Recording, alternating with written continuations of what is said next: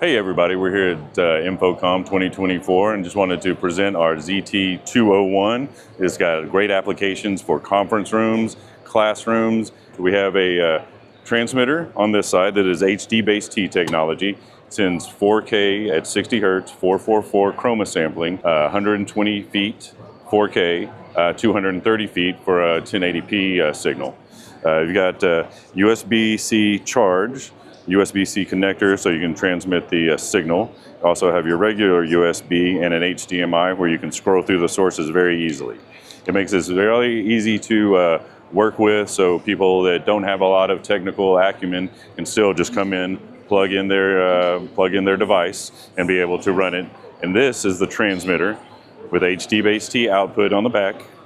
It runs with POH, that's power over HDBaseT, which you get from the receiver.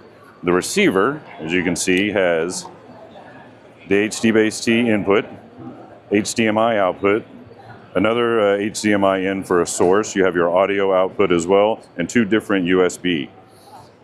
This is the power outlet, so this is where you plug it in and you can control both of these. So you don't have to find an electrician to add another outlet to use the transmitter itself.